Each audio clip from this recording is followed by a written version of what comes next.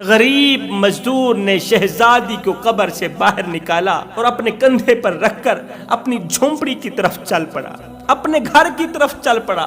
شہزادی کی میت کو سامنے رکھ کر کہنے لگا، یہ غریب شخص شہزادی کی میت کو سامنے رکھ کر کہنے لگا، اے اللہ تو نے میری بہت مدد کی، یا اللہ تو زندہ کو مردہ اور مردہ کو زندہ کرنے والا، یا اللہ آج قدرت کا کرشمہ دکھا، میری محبت کو مکمل کر دے۔ رو رو کر دعائیں کرنے لگا، اللہ اپنی قدرت کا کرشمہ دکھا، میری محبت کو مکمل کر دے، میری محبت کو زندہ کر دے۔ حضرت شیخ سعدی رحمۃ اللہ تعالی علیہ ایک بہت ہی دلچسپ حکایت لکھتے ہیں۔ جوانوں کی زندگیوں کو بدلنے کے لیے، جوانوں کی زندگی میں انقلاب لانے کے لیے ایک بہت ہی سبق آموز اور عبرت ناک واقعہ لکھتے ہیں۔ اس واقعے نے لاکھوں کروڑوں بھٹکے ہوئے نوجوانوں کو راہ راست پر لگا دیا، لاکھوں کروڑوں نوجوانوں کی زندگیوں کو بدلنے کا ذریعہ بنا یہ واقعہ۔ آپ بھی ایک بار ضرور سنیں۔ شیخ سعدی رحمۃ اللہ تعالی علیہ فرماتے ہیں کہ پرانے دور کی بات ہے، سخت گرمی تھی، گرمی کا موسم تھا۔ ایک قافلہ تجارت کے لیے ایک ملک سے دوسرے ملک کی طرف روانہ ہوا۔ اس قافلے میں ایک ایسا غریب شخص بھی تھا جو صبح کو کھاتا تھا، شام کے لیے نہیں ہوتی، شام کو کھاتا تھا، صبح کے لیے نہیں ہوتی۔ یہ غریب شخص بھی اس قافلے کے ہمراہ چل پڑا۔ جب یہ لوگ دوسرے ملک پہنچے تو وہاں کا موسم بڑا ہی خوشگوار تھا، ٹھنڈا علاقہ تھا۔ قافلے والوں نے تجارت کی اور بہت سارا نفع حاصل کیا، اور وہ اپنے کام سے فارغ ہو کر واپس اپنے وطن لوٹ گئے۔ مگر جو مزدور تھا، جو غریب تھا، اسے وہاں کا ماحول، وہاں کا موسم، وہاں کی آب و ہوا بہت ہی پسند آئی، اتنی پسند آئی کہ اس نے وہیں رکنے کا فیصلہ کر لیا، اسی ملک میں رہنے کا، وہاں پر زندگی گزارنے کا فیصلہ کر لیا۔ وہاں پر اس نے خوب محنت مزدوری کی۔ اس غریب شخص نے اس ملک کے اندر خوب محنت مزدوری کی۔ جب اس کے پاس کچھ پیسے جمع ہو گئے، جب 4 پیسے جمع ہو گئے تو اس نے وہاں پر گھر بنانے کا سوچا۔ وہاں بادشاہ کا محل بھی تھا جو نہایت ہی عمدہ اور نفیس تھا، اور محل کے سامنے ایک بہت ہی شاندار باغ تھا، بہت ہی شاندار ایک باغ تھا جس میں رنگ برنگے پھل اور پھول لگے ہوئے تھے۔ اس غریب شخص نے سوچا، مزدور نے سوچا کہ کیوں نہ اسی محل اور باغ کے درمیان ہی اپنی چھوٹی سی جھونپڑی بنا لوں رہنے کے لیے۔ اس نے محل اور باغ کے درمیان ہی، محل اور باغ کے سامنے ہی ایک چھوٹی سی جھونپڑی بنا لی اور وہیں پر رہنے لگا۔ ایک دن اس کے دل نے چاہا کہ کیوں نہ اس باغ کی سیر کی جائے۔ یہ جو باغ ہے جس میں رنگ برنگے پھل اور پھول لگے ہوئے ہیں، اس باغ کی سیر کی جائے۔ مگر جیسے ہی اسے خیال آیا کہ میں تو مزدور ہوں، میں تو بیچارہ غریب ہوں، 2 ٹکے کا مزدور ہوں، میرا بادشاہ کے خوبصورت باغ میں کیا کام۔ یہ سوچتے ہی یہ شخص وہیں رک گیا، محنت مزدوری کرنے لگا۔ کچھ دن گزرے ہی تھے کہ پھر سے دل نے باغ میں جانے کا مطالبہ کیا۔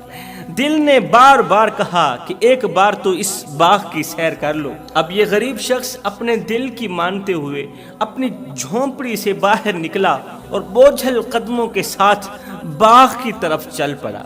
جب باغ میں پہنچا تو اس غریب شخص کو ایک ایسی خوشبو آئی کہ جسے سونگھتے ہی یہ غریب اس خوشبو کا دیوانہ ہو بیٹھا۔ وہ خوشبو اصل میں کسی پھل یا پھول کی نہیں تھی، بلکہ یہ عشق کی خوشبو تھی، یہ محبت کی خوشبو تھی، یہ پیار کی خوشبو تھی، یہ مودت کی خوشبو تھی جس نے اسے دیوانہ بنا دیا تھا۔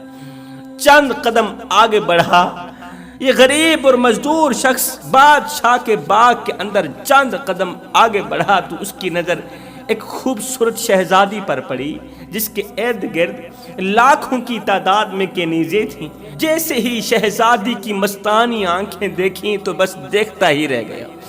شہزادی بڑی ہی حسین و جمیل تھی، ہونٹ اس کے گلاب کی پنکھڑیوں جیسے تھے، چال ہرن کے جیسی تھی، رنگ 14ویں رات کے چاند کی طرح چمک رہا تھا۔ دیکھتے ہی دیکھتے یہ غریب شخص شہزادی پر فریفتہ ہو گیا۔ اتنے میں شہزادی کی نظر بھی اس مزدور پر پڑ گئی۔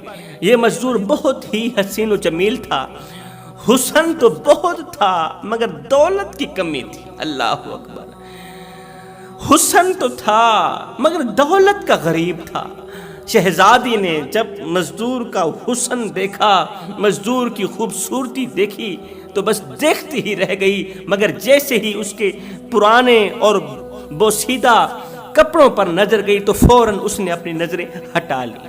یہ تو غریب ہے، یہ تو 2 ٹکے کا مزدور ہے اور میری نظر اس کے حسن پر تو پڑی مگر اس کی جیب پر کیوں نہ پڑی؟ میری نظر اس کے حسن پر تو پڑی ہے مگر اس کے کپڑوں پر کیوں نہیں پڑی؟ جیسے ہی اس نے دیکھا اس کے کپڑے میلے ہیں، چھی فوراً ہی اس نے نظروں کا راستہ تبدیل کر لیا۔ اب مزدور کے دل میں بس ایک ہی خیال تھا کہ شہزادی کو کیسے حاصل کیا جائے۔ مایوس ہو کر یہ مزدور گھر کی طرف لوٹا، مگر اس مزدور کی نیت پاک تھی۔ اس نے سوچا کوئی بات نہیں، رب میرے ساتھ ہے، وہ بادشاہ ہے، وہ شہزادی ہے، وہ امیر ہے۔ اگر میں غریب ہوں تو کیا ہو گیا، کوئی بات نہیں، امیروں کا امیر تو میرے ساتھ ہے نا، میرا رب میرے ساتھ ہے، وہ تقدیریں بدلنے پر قادر ہے، رات کو دن میں بدلنے والا رب میرے ساتھ ہے، شہزادی کو ضرور حاصل کروں گا۔ اب اس مزدور کو نہ کھانے کا ہوش نہ پینے کا ہوش، ہر وقت شہزادی کو حاصل کرنے کے بارے میں سوچتا رہتا تھا۔ ہواؤں کے ساتھ بھی شہزادی کی باتیں کرتا، فضاؤں کے ساتھ بھی شہزادی کی باتیں کرتا، نماز پڑھ کر اللہ سے دعا کرتا، یا اللہ میری محبت کو میرے نصیب میں لکھ دے، میری محبت کو میرے نصیب میں لکھ دے۔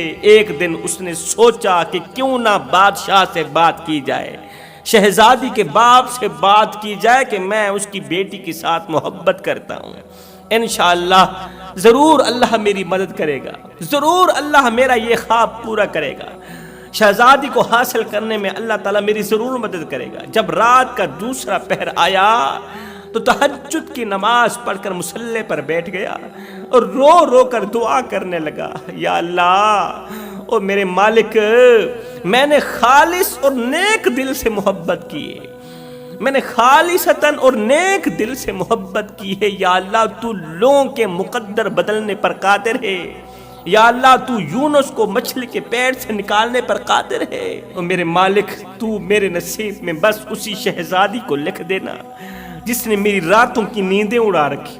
ساری رات رو رو کر دعائیں کرتا رہا۔ اب صبح کے انتظار میں تھا کہ جیسے ہی صبح کا سورج طلوع ہوگا تو فوراً بادشاہ کے پاس چلا جاؤں گا۔ فجر کی نماز پڑھی، اللہ اکبر، صبح کا آغاز ہوا، فجر کا سورج طلوع ہوا، یہ اٹھا اور شاہی محل کی طرف چل پڑا۔ جیسے ہی دربار میں داخل ہوا تو دیکھا ہر کوئی اپنی فریادیں پیش کر رہا ہے، بادشاہ کا دربار لگا ہوا ہے اور ہر غریب اپنی فریاد پیش کر رہا ہے، ہر فریادی اپنی فریاد پیش کر رہا ہے، اور بادشاہ بہت ہی پیار سے ان کے مسائل کو حل فرما رہا ہے۔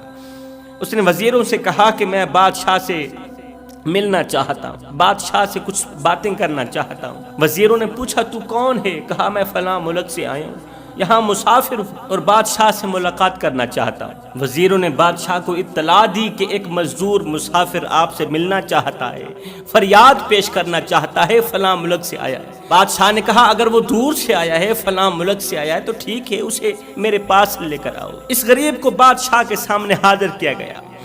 یہ غریب بادشاہ کی خدمت میں حاضر ہوا۔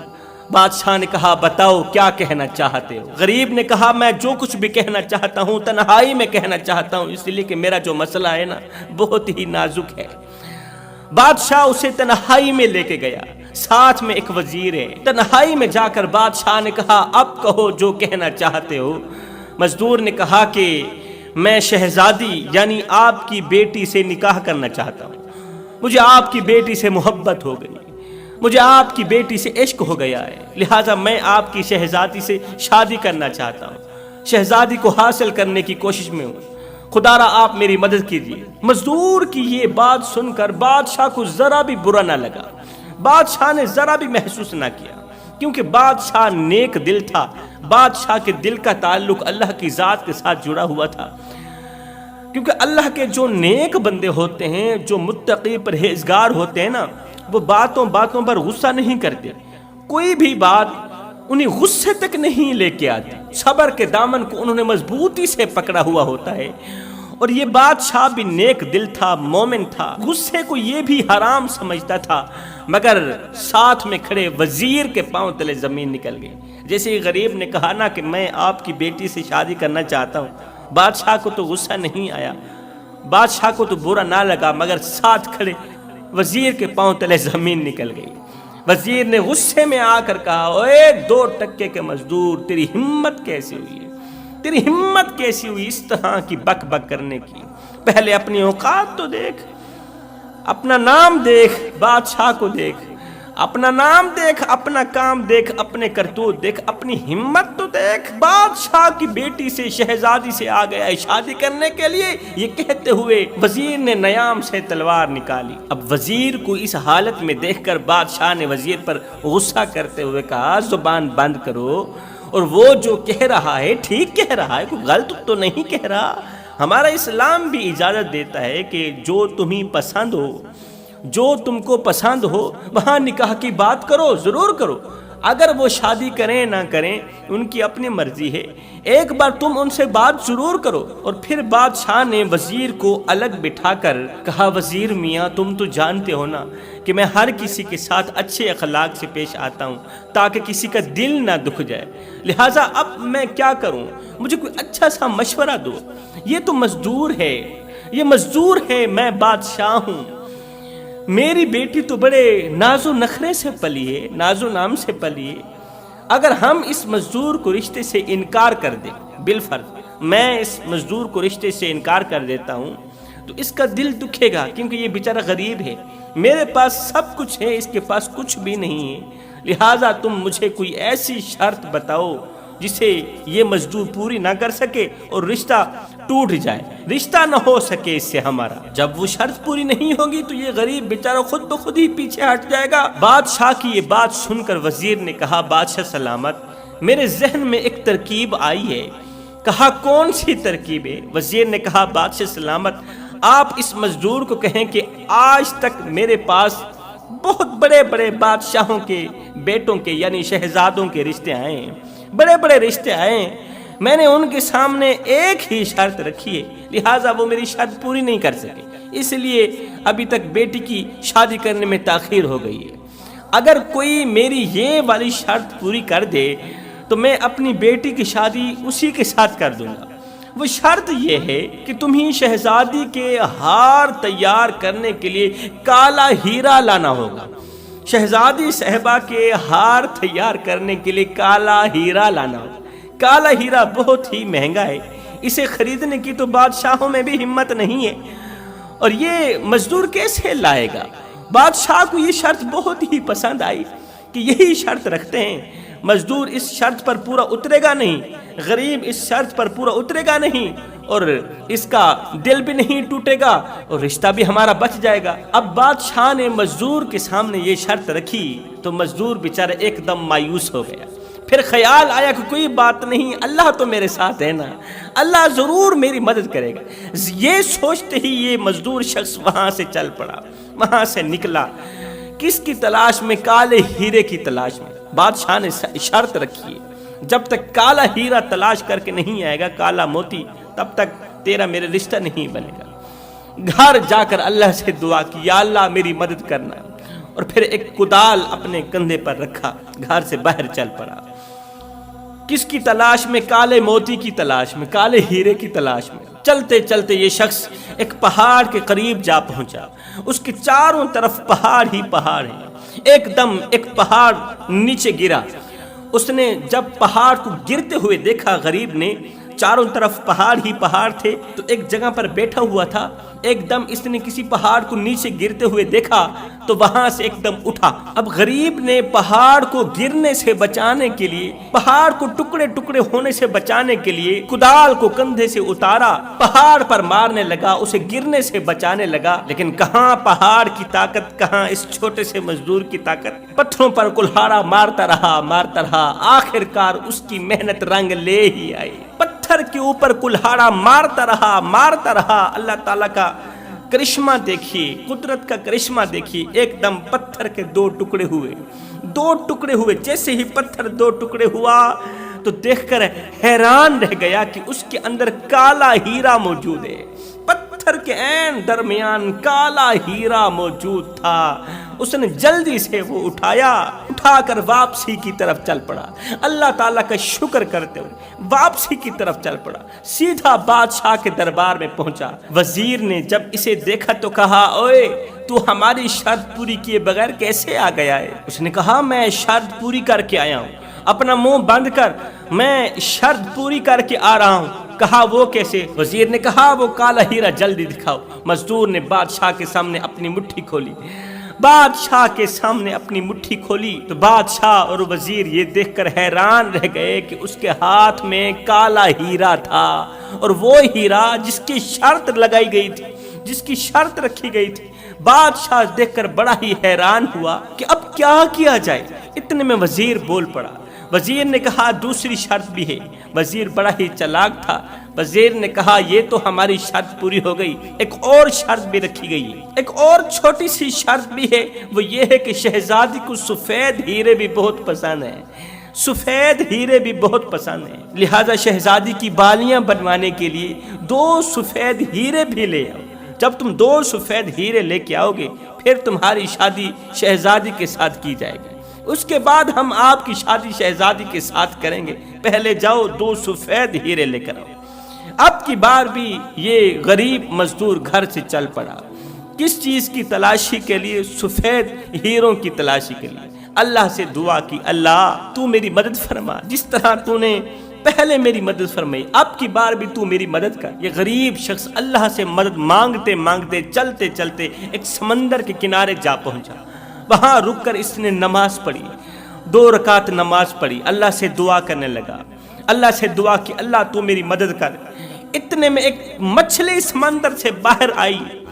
ये दुआ कर रहा है, मुसल्ले पर बैठा है। नमाज के बाद इसने दोनों हाथ उठाए, ये बेचारा दुआ में मसरूफ है। इतने में एक मछली समंदर से बाहर आई।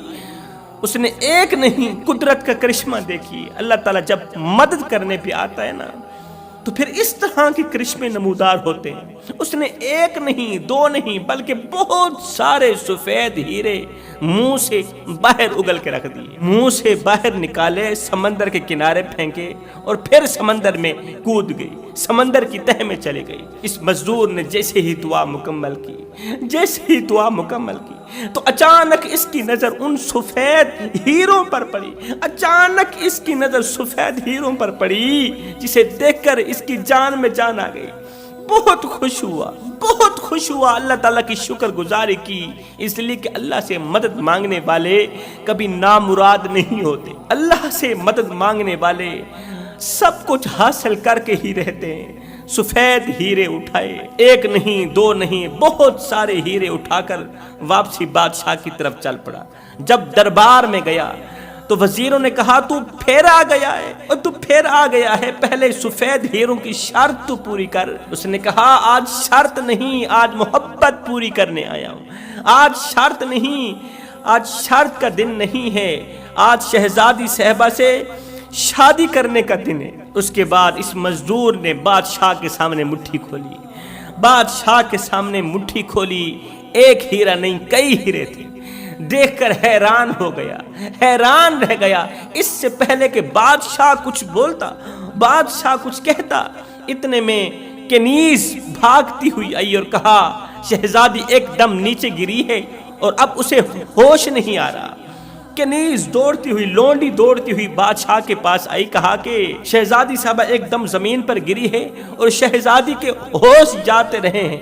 हकीमों को बुलाया गया, तबीबों को बुलाया गया, ڈاکٹروں کو بلایا گیا، لیکن قبل اس کے کہ شہزادی کی اس غریب کے ساتھ شادی کی جاتی کہ اس شہزادی کا انتقال ہو گیا۔ اللہ کا کرنا ایسا ہوا، شہزادی فوت ہو گئی، شہزادی فوت ہو گئی، شہزادی کا انتقال ہو گیا۔ شہزادی کا جنازہ پڑھا کر اسے شاہی قبرستان میں دفن کیا گیا۔ اب ہر کوئی کہتا کہ شہزادی کا انتقال ہو گیا ہے، مگر یہ کہتا کہ میری محبت مری نہیں ہے۔ ہر کوئی کہتا شہزادی مر چکی ہے، شہزادی کا انتقال ہو گیا، شہزادی کو دفن کر دیا گیا ہے، مگر یہ مجنون کہتا کہ میری محبت مر نہیں سکتی۔ اب لوگ پریشانی کے عالم میں اپنے اپنے گھروں میں سو گئے۔ جب رات کا دوسرا پہر آیا تو اس غریب مزدور نے کدال اٹھایا شاہی قبرستان کی طرف چل پڑا۔ یہ موت کو سینے لگا کر قبرستان